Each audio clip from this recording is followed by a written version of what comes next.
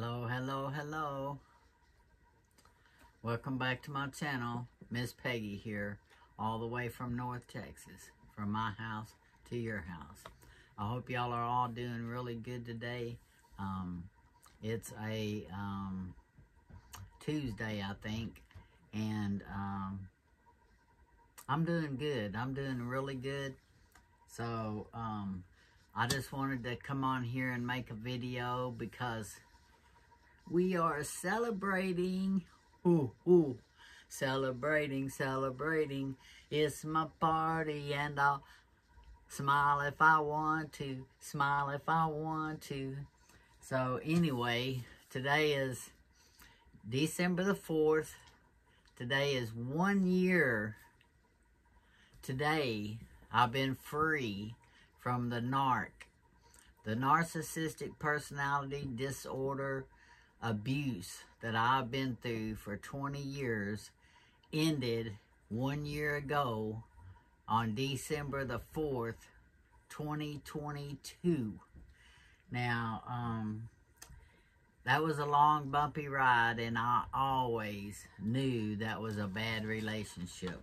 So I made a few notes here, and I just wanted to talk to y'all about some of the things I went through and why I'm celebrating today and why I'm thankful that I'm blessed and that I do stay close to God, and He's always been a part of my life. And so, yeah, December the 4th, that'll always be in my mind for sure. But I believe it was 2 o'clock, his son came and picked him up, and they drove off into the sunset, never to be seen again. So, yeah. And, you know, one of the last things that Robert told me when I knew our relationship was very, very close to the end, and I was going down to the courthouse to try to file a restraining order to get him out of my house, because I'd had enough of that BS. And so he had said to me, he's like, you know, it's not important anymore for me to get my name on your house. It's like, well, it wasn't ever important to me anyway. And, you know, I was just thinking, it's like, you know, that's really insensitive, because it's not that, you know, our relationship's important. It's just him getting his name on my stuff. And that was always important to him. And I always told him he would push marriage to me. And I told him, I'm not getting married. I'm a survivor, and I've got survivor's benefits up until I get on Social Security. So I wasn't about to give that up. And plus, I didn't love Robert. I never loved Robert. Robert was a pain in the butt when he was a child, and his mother was in my life when he was a child, and I didn't really even like him then, because his brother was abusive and mean, and he was a 5-year-old brat. So it's like he's always, you know, I've always thought he was cute, and but that's it, man. He's never been material for a boyfriend. You know, I never thought. And he latched onto me, and he was already living in my house. So I'm not even sure how and why I allowed that. I'm still examining myself for why I allowed somebody just to take over my life, and I don't try to stand up for myself. But anyway, yeah, he said it wasn't important anymore. And then he made a comment. It's like, you tied my hands. I was like, what the heck is that supposed to mean? And I told him, I was like, you tied your own dang hands, man. I didn't tie your hands, you know. And, you know, what he meant is he couldn't go out on the street, and he couldn't go cheat and go to strip joints and go and, you know, do what he wanted to do and leave me at the house waiting until he got back. And, yeah, and, you know, he's the one that lost his job. He's the one that lost his car. And I made a rule that you ain't taking my car out. It's my car, and I will call the cops. So I guess that's what he meant when it said I tied his hands. I sure did. I'm not going to sit here and allow you to cheat on me and steal and lie. I mean, come on. What kind of person say, here's my car, go cheat on me? Idiot. Take your meds if you're watching my videos. So, yeah. And it was always a struggle. And I used to always tell him that whenever I felt like he was stressing the relationship out, I would just tell him, it's like, you know, this is the worst relationship I've ever been in my life. I've had the best relationship, and I've had what I thought was the worst. But you making the one I thought was the worst, not even a bad one. I feel bad for divorcing him because what he was doing ain't nothing compared to what you're doing. So, yeah, he made my divorce marriage look like that I was making too much out of it. That's how abusive they are. But, yeah, so, you know, and then I got to where I was just praying all the time, please, dear Heavenly Father, help me get out of this relationship. I can't do it by myself. And, yeah, and after that, God started putting things in motion and waking me up in the middle of the night and telling me what to do and get on the internet and search and go to the courthouse and file papers, you know. It's like you can ask God for help, but you got to at least swim toward the shore when you're drowning and try to help yourself while you're waiting for Him to help you too. So, yeah. And so,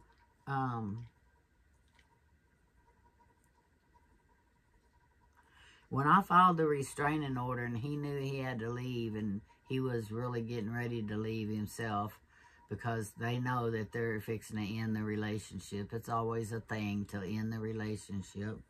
So, yeah, so, you know, him and his son just started stealing everything out of my house 3 nights in a row at 1 o'clock in the morning, waking me up. So, hang on just a second. This is what I thought I was going to get hot in this sweater. And I did. You know, every time I make a video, I start getting hot. So, let me put my Santa under. See if I can take this sweater off. I thought I would dress up and look festive.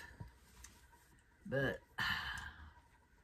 the hotness is overtaking the festiveness. But yeah, this is my celebrating party today. I took a long nap today. I've really been enjoying the peace and quiet. Nobody coming in here at bedtime, starting trouble, waking you up if you're asleep and starting trouble just so that you can't sleep the rest of the night. Because they know if people get in arguments and they get their adrenaline flowing, they can't sleep. Nobody can sleep. Nobody but the narcissist, because that's what they like. He lay over there on that pillow over there with his back to me and feel proud of himself for stirring up shit at 10 or 11 o'clock at night right before he goes to bed. That's what they do. They all do it. They're just like little clones of each other. It's pitiful. I've learned so much since the breakup because I've listened to therapists. I watch Dr. Phil's podcast. I watch all the therapists. I can tell you all of their names. And I've learned a lot that I didn't know. And one thing I didn't know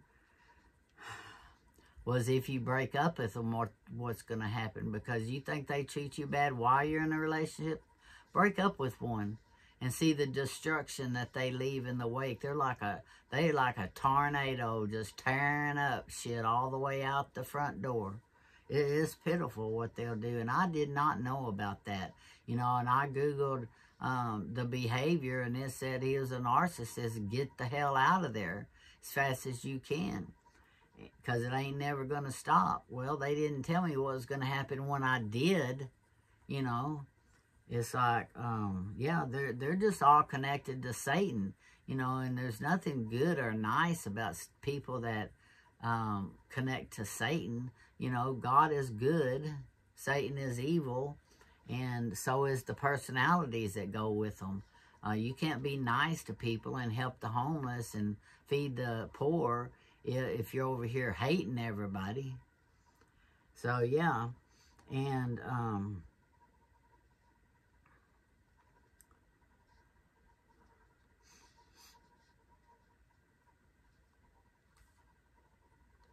so listening to the therapists and stuff, after I broke up with him, they said that they have a soul tie to all the stuff in the house that y'all were associated with. And anything that was his or associated with him has a soul tie and will allow his soul to linger in the house and keep controlling my soul to get me to hell instead of heaven. So I went through my whole house and I just got a box or a sack. I don't remember which one I had, but I just started picking up all the pictures of his grandmother, his mother, his sister, his brother. I put them all in a bag. Everything I could find that had to do with him. Pictures and cologne, knickknacks, whatever it was. Because, you know, he didn't take it all. There ain't no way he could pack it all in just 3 nights. So, yeah. So, yeah, I went around the house and I got everything. If it was his, if it was a book, if it was whatever it was, I got rid of it. I filled up my big trash can outside all the way to the top 2 weeks in a row because I filled it up 1 week and I had to stop. So I just started putting stuff by the front door. And, you know, there was a couple of things that I saved for my first yard sale back in April, a couple of months after he left. But that's it. And after that, I got rid of, I don't have nothing left in this house. Not a picture of his mother, his sister, nobody. And, yeah, so I got rid of all of it because I didn't want no ties to the evil side of Christianity. So, yeah, I got it all out. And a couple of months after that, and I can't remember, I should have wrote this down, but I'll tell you what, I would have never, ever expected this to be even a true thing. But I'll tell you, this happened to me. And you can believe it or not believe it. It's up to you, but this is a fact. One night I was sitting, after I did all that, I don't know, it was 3 or 4 months after he left. I was sitting on the porch, and I don't even remember what time it was. I believe it was in the evening. I don't believe it was in the morning. I think it was in the evening. But I was just sitting there and just thinking, looking at stuff, watching, you know, usually I'm on my phone on YouTube. And then all of a sudden, out my right ear, my head went and an exit, just like you hear on a cartoon or a TV show when something's shooting off. It had that, and it was in my head, and then it just exited right out of my right ear, straight out, and it went, swished my head, shoot, straight out of my ear. I mean, straight out of my ear. Not maybe the canal, but in my whole ear area, it just shot out. And as soon as it did that, at first I thought I was having a stroke, because the only time my head ever swishes is when my blood pressure gets high and I'm fixing to stroke out or something. And anybody that's had a stroke knows that your head will swish like that. So, yeah, it did that, and that totally freaked me out. And then I was starting to think, it's like, maybe I did have a soul tie, and I didn't know I had a soul tie. And all of my praying and everything, finally, it just gave up, and it just left. I mean, it just left. And I felt it. I heard it. It was like a one-time deal, and when it was over with, I was expecting to have another one. like stroke. So I got up and I went in the house because I was sitting on the back porch. I went in the house and got my blood pressure machine. I checked my blood pressure and it was not a critical reading. And I was like, well, it couldn't have been my blood pressure. That's a real thing. That happened. And I haven't had any more feelings since that happened that I felt like that I needed to get rid of the soul tie. And,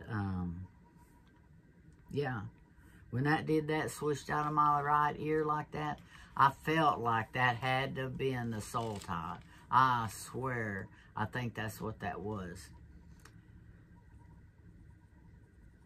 But, you know, Robert and I never, in 20 years, we never met any friends that we visited. We had no connections to any friends that, like, we didn't meet any neighbor friends that we visited. We didn't meet nobody locally that we visited. So Robert and I never made friends that we met together.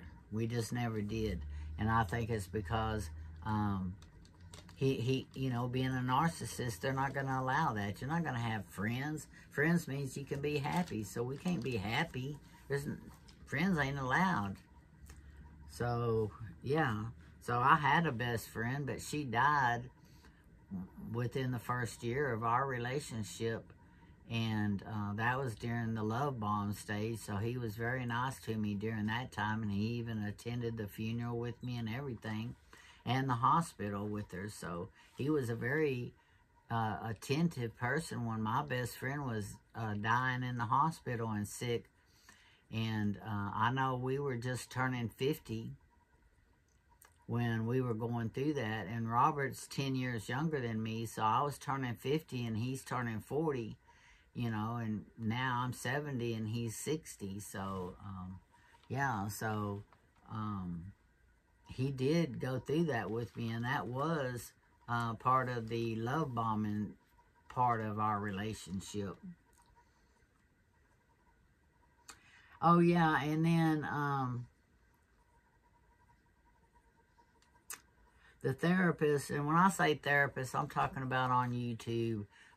You know, there's several therapists that'll teach you about narcissistic personality disorder, how to recover from it, how to recognize it, and how to stay out of one. And that includes Dr. Phil's podcast on YouTube. He's very good at that. And he's made it his mission to teach everybody about it. But anyway, the therapist said that when you break up with a narcissist, that they'll stalk you. If you have a social media or Facebook or something, they will stalk you. They'll be watching every move you make because they want to see you fail, or they're watching and figuring everything out about you so they can get back in your life to mistreat you again. And I was like, I don't know how he could do that, because he and I have been blocked from each other's Facebook page for years, so I don't know how he could do that. So I was like, but if it is true, let me just see. And Miss Peggy's kind of a private eye, kind of sneaky person herself, so I just thought, well, let's see if he is. So I put on my Facebook page that are even set on my YouTube channel, maybe both. I put on there that, well, it's no stranger to that over there looking. He's already got porn on his Facebook page, so he's already up to his perverted ways. And I didn't put no names, I just said he. And so within 24 hours, he deleted that porn that was on his Facebook page. And I was like, okay, well, then he is watching me. So I was convinced then that, yeah, he's watching. If he had that on his Facebook page, and as soon as I mentioned it, made him look bad, he's like, oh, no, I'm going to get rid of that, because that's what they do. They cover up their perverted, and it's lying, cheating, and stealing, their addiction to porn and disrespecting the human body. And, yeah, he deleted that within 24 hours. So I was like, okay, you're right. The therapists are right that they stalk you. And it's even proven that my sister, you know, she's a narcissist. That's why I can't have a relationship with her either. And never have been able to. And never really understood until recently why that is. Because she's a narcissist. And she does the same thing. Exact same thing.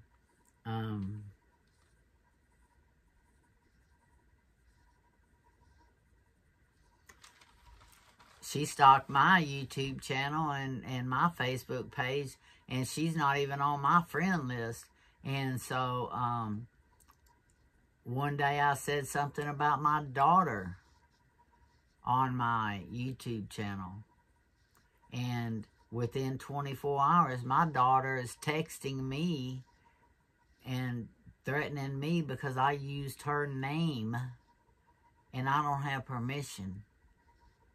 So, yeah, Robert was watching and told on himself. My sister's watching and telling on herself. And I knew as soon as I said that whenever my daughter texts me, that it comes straight from my sister, because she's the only one that's connected to her that would even bother with that. So, yeah, so they will absolutely stalk you. Somebody that hates you so bad will love bomb you and marry you so they can try to destroy your happiness, because they don't want you to be happy.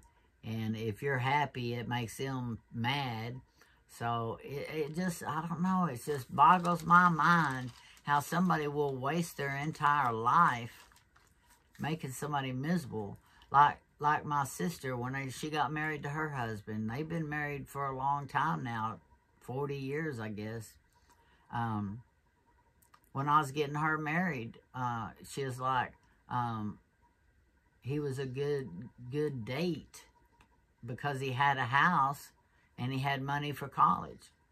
And she latched onto him, and absolutely he paid her college and made life real good for her. But it wasn't because she loved him. It's because of what he had. It's just like Robert. It's not it wasn't me. It's what I had. He's up there in Oklahoma. He don't miss me. He misses what he had with me. He misses things like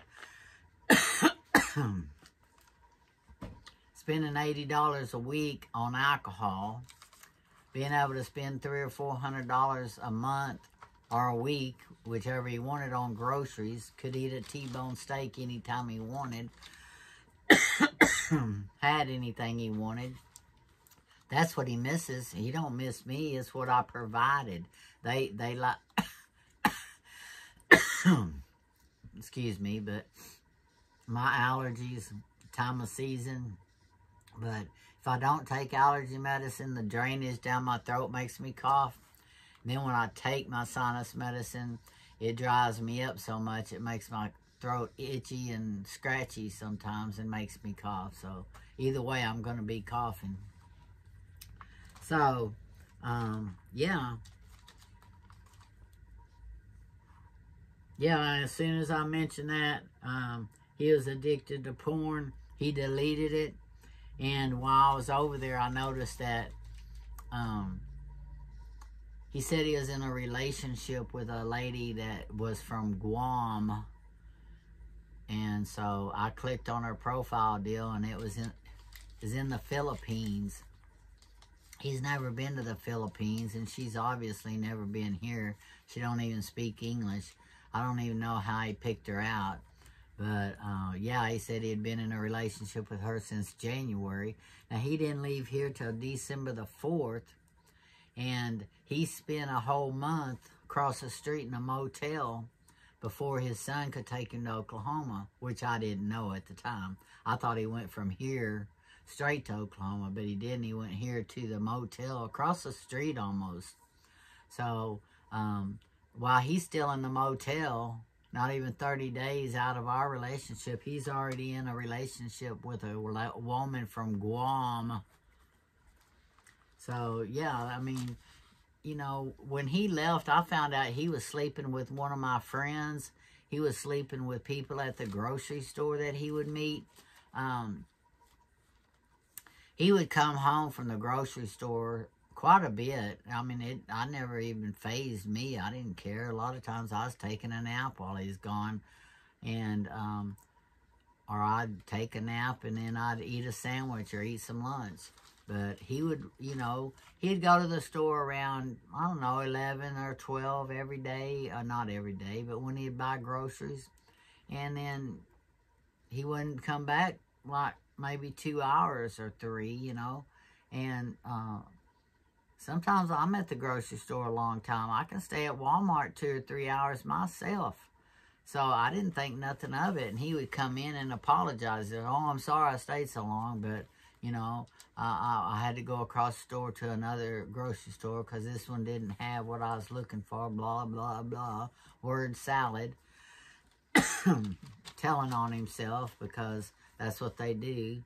And I was like, I didn't even realize how long he had been gone. And I'd just tell him straight up. I didn't even notice. So, you know, most of the time, I just lived my life. Robert was living his life. We were in the same house. He slept over there. I slept over here. Charlie was in the middle. And we really didn't even talk a lot. So, yeah, so I would tell him things that was going on and stuff. And he would tell me what's going on. But that's as far as our life went. Our life was just like roommates, really. So, you know, when Robert was with me, Robert was always quoting the Bible. Always. He knew the Bible better than I do. And he didn't ever exactly know exactly which verse it was and which chapter it was in. But he was always telling me, well, doesn't the Bible say this? Or doesn't the Bible say that? And I would like, yeah, the Bible says that. That's absolutely true. And, you know, for somebody that isn't real religious and doesn't go to church, I was always shocked that he knew so much about the Bible. But little did I know that he was more of an atheist type person. I just didn't think about it that much. I guess I just don't know. But you know, I would tell him, you know, you sure know a lot about the Bible for you not to be a Christian. But you know, when you realize that atheists are just as close to the Bible as a godly person is, the same Satan's in the Bible telling his stories just like God's in the Bible telling his stories. So yeah, the Bible's just a guideline for how you should live your life, and it tells you specifically if you do these certain things you're going to hell. And yeah, and Robert was always quoting the Bible, and I always thought that was odd. But like I said, I didn't realize how close to the Bible these people were. You know, you don't have to be a Christian to read the Bible. But yeah, he knew everything about the Bible. And I never really saw him pick up a Bible. But he knew everything about the Bible. So that was always interesting to me. And I would tell him, I was like, you know a lot about the Bible for you not to be a Christian. You know, and I always knew about what he's talking about, but I told him I don't know exactly what verse and where to find it, but I can find it in the concordance, and I can probably come back and show it to you later. But right now, I can't just poof it out of my mind where to find that, but I do know it's in there. But yeah, and then, you know, after Robert left, you know, they don't get in a relationship properly, and they don't exit a relationship properly. And I didn't understand that part of it, the exiting part, well. And so after he left, he texted me and cursed me and blew up my phone. I had to block him on the house phone. I had to block him on the cell phone. I had to block him on text messages. And he sent me a picture and said that a paper he filled out of he filled out a IRS tax fraud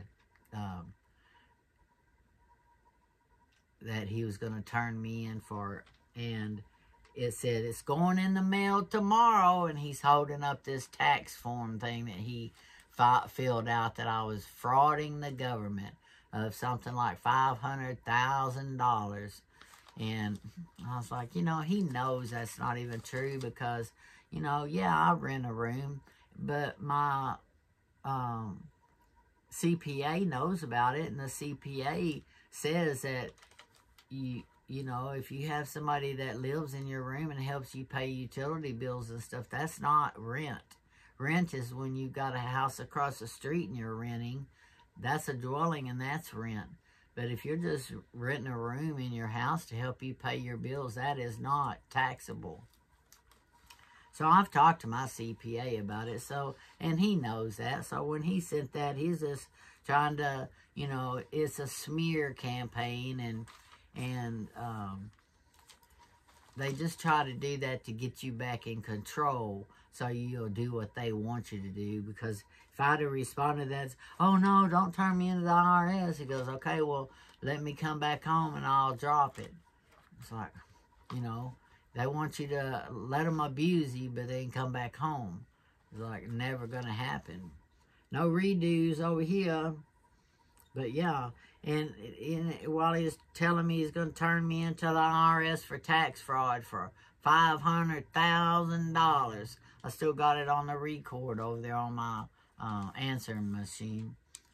Then he threatened he's going to burn my house down. If it's the last thing he does before he dies, he's going to destroy my house so that I'm homeless because I made him homeless. He said, if you make me homeless, I promise you I'm going to make you homeless. Like, all you have to do is be in a good relationship and you won't be homeless. But I got news for you. If it's my house and I break up with you or you break up with me, it's still my house. So you came into this relationship, it's my house. You going out the front door and this is still my house. So, yeah, you know, knowing that I didn't ever feel like it's a good relationship, I refused to get married. Robert wanted to get married all the time when we were first together. And I told him, you know, I'm a survivor on survivor's benefits from a dead husband. And I'm not about to give that up. For what? For somebody that's not even got a job? No. So, yeah, I refused to marry him. I refused to put his name on my house. He was like, well, since I'm helping you take care of the house and I live here, then you should put my name on it too. I'm like, really? I told him straight up front, I'm not doing that because then if you leave and want a divorce or something, then I've got to sell the house and divide it with you. I'm not going back out on the street and pay rent. It's like $2,000 a month today for rent, if you're renting a house or renting an apartment, and then you still got utilities and stuff. And I'm not going back into that. So yeah, he tried very hard to get me to put his name on my house so that he could make me sell it and take his share of the money and be gone. That's why he said it wasn't important for him to get my name on your house anymore. So he tried for 20 years thinking he was going to get me comfortable enough to put his name on my house. You don't put your name you don't put somebody's name on your house that you're not totally committed to, somebody you don't feel comfortable with, really, somebody you don't trust. That was always the issue with us. He wasn't really good at his mask. I guess a lot is because I knew him when he was a child, and I knew how he grew up, and I knew what kind of person his brother was, and I kind of knew what kind of person he was, that I didn't really want to be with that kind of person. When we first were together, Robert's like, oh, I'm just going to grow my hair down to my waist. I said, see ya. You can move out, because I'm not going to be with a hippie person that has long hair. I prefer to be with somebody that's, has a business education and a business sense with a business haircut. And so,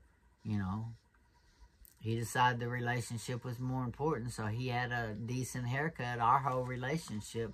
But he tried his best to twist things like that around so that he could just be a disgusting pig.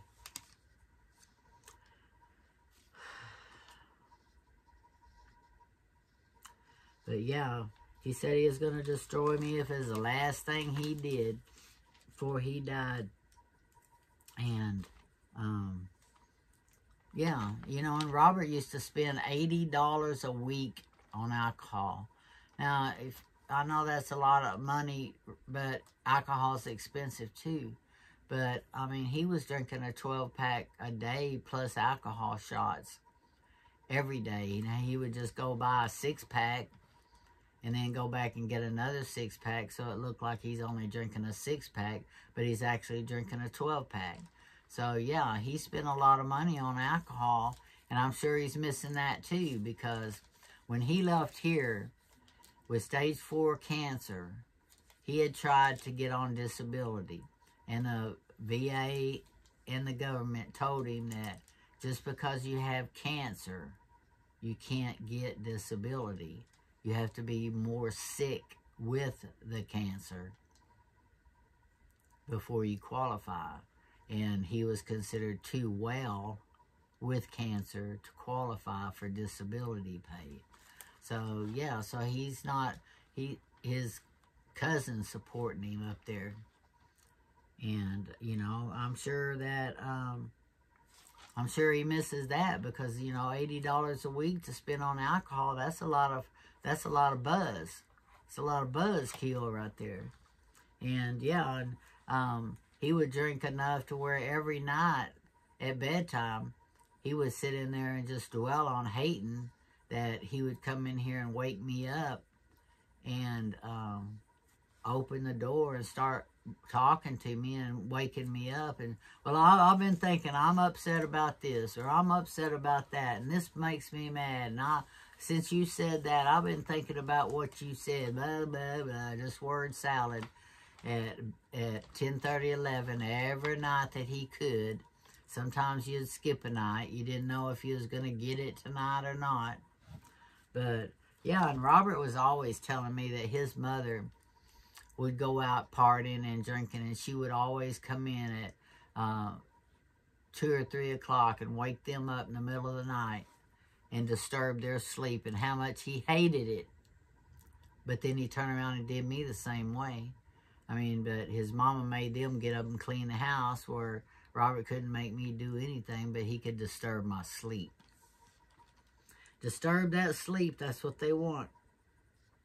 And start a fight so they can leave. Start a fight. Let's argue, and then I'll go leave. And Robert was notorious when he had a car, and he would start a fight and then walk out the door and not tell me where he's going when he's coming back, just start a fight and leave. And he would go to strip joints and go see a girlfriend or wherever he could go have sex, go hang out at the 7-Eleven, I don't know, but he would go find somebody to have sex with, maybe even at the gas station, who knows. There's lots of people out there that you can approach that'll have sex with you, stranger or not. You say, hey, you want sex? Heck yeah, man. Prostitutes do it all the time.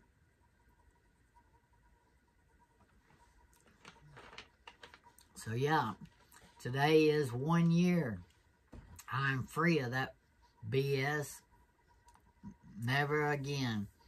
So, I have recovered from it. I'm happy about it. I've got the best life that I can have right now. Charlie's over there sleeping. You can barely see his little foot right there. And, yeah, This is the life that Robert was jealous of. Narcissists hate when you're successful. And, you know, I started planning when I was in my 20s of how I could be this age and not have to work hard. And I could enjoy my life whenever I could retire. So I started planning, and I made sure I didn't buy a house that was over my expense. So it's out of my budget. I got a house that was in my budget. It was a fixer-upper. And I spent 20, 30 years fixing it up. It still has places that I got to go back and fix again because houses are not maintenance free. And when you paint and fix up and you stay there, you're going to have to paint that same paint over again. You're going to have to fix something over again. So, yeah, I've been here a long time, and I made that plan that I wanted to not have to be working at 60 and 70. And so, yeah, I got a house that was a fixer-upper. I made sure I could get it paid off by the time I was 50. I have worked really, really hard not to have any credit card debt. And my overhead right now, as we sit, is water, electric, and gas, and property taxes, and car insurance, and house insurance. And that's about it. That's all I pay out of pocket. And am I able to live on Social Security with that? Absolutely. Do I have a lot of room for extra groceries with that? Probably for me, but people that eat hearty and eat a lot of groceries, probably not. So, I've got a YouTube channel. I want to thank y'all for the support, because this YouTube channel gives me extra money for groceries. And I appreciate that. And I want to thank y'all from the bottom of my heart to watch these videos that helps me out with my Social Security.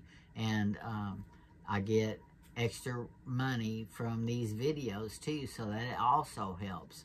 And plus I go penny shopping and I get penny food and stuff. So yeah, so I do a lot of things to supplement my income because I am living on Social Security. But I got my house paid off. I got my bills at a minimum. I don't have no credit card debt. I've worked hard to get here. And yeah, people are jealous of that. And people like narcissists will see that and know that you've got so much light and you've got so much control over your life and you have managed it and your light is so bright. They want to destroy it because they're jealous because they don't have that. And that was a hard thing for me to just learn at my age. I should have known that. And I kind of did. I think I was just ignoring it. That's the only reason I stayed so long. So, yeah. So, today is the first year past this abuse. And I did survive it. My blood pressure was sky high whenever he had to go. And it was hovering around 200. And my anxieties was out the roof. And now my blood pressure is back down to where it rarely gets over 160. And I'm not supposed to even take an extra half of my blood pressure medicine unless it gets over 160. So the stress of being in that abuse has allowed my blood pressure to go back down. I didn't realize my blood pressure was being affected as much as it was, but every time I go to the doctor, my doctor always tells me my blood pressure's high. And I was like, yeah, and she just thought it was because I was at the doctor's office. I kind of thought, well, maybe that is what it is, but now looking back at it, I think it was the narcissistic personality abuse that I was going through that was causing that constant blood pressure surge. So, yeah. So I'm better now, and this is going on 45 minutes, and I didn't really mean for it to take that long. I made a lot of notes so that I could speed it along for you and not forget what I wanted to say, but I hope y'all understand, and thank you for being here with me. And if you've got somebody that's in your life that is in a personality disorder, a relationship like this, help them get out of it.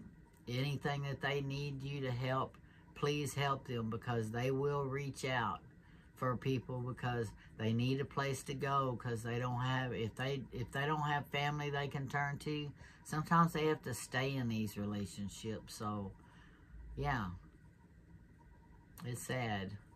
Sad but true.